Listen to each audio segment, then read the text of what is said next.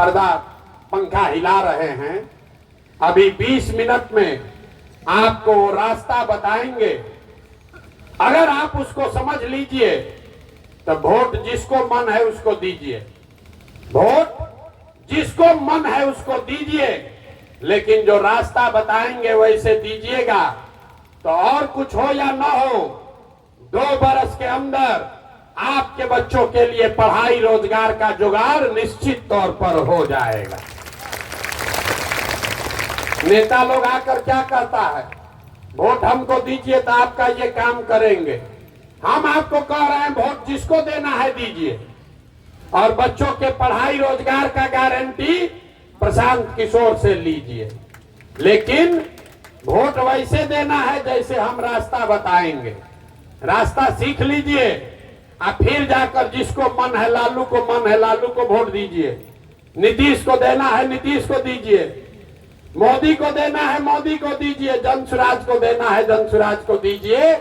लेकिन रास्ता अगर सीख कर जाइएगा तो 2 बरस में आपके बच्चों का भला होना ही होना है।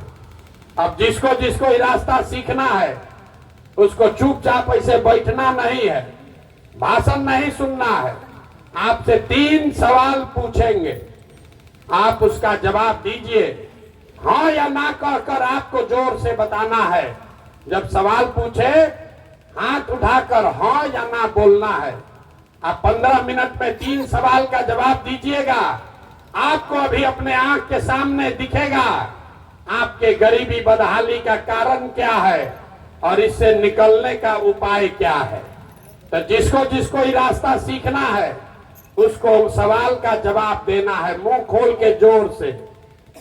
जरा जितने लोग आप आए हैं सोच के बताइए, आपके गांव पंचायत में और कुछ हो या न हो, आपके बच्चों के पढ़ाई और रोजगार की व्यवस्था होनी चाहिए या नहीं होनी चाहिए। एक एक आदमी को हाथ उठाना है, सबको जोर से बताना है होना चाहिए कि नहीं होना चाहिए। जोर से बोलिए होना चाहिए कि नहीं होना चाहिए। जोर से बोलिए, जो खड़ा है उसको भी हाथ उठना चाहिए।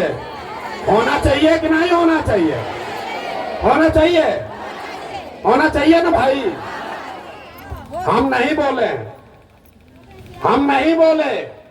जितने लोग यहाँ आए हैं, चाहे आप खुद पढ़े लिखे हैं या अनपढ़, अगड़े हैं या पिछड़े, अमीर हैं या गरीब, महिला हैं या पुरुष, युवा हैं या बुजुर्ग, हिंदू हैं या मुसलमान, सबने कहा कि न भैया पढ़ाई और रोजगार तो होना ही चाहिए। इतना समझ आपको पहले से है। देखिए कितना लोग समझदार है।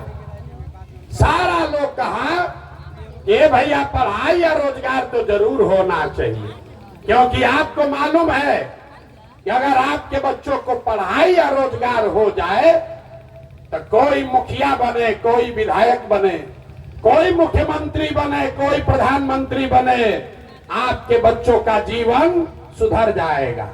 ये समझ आप सबको है। तो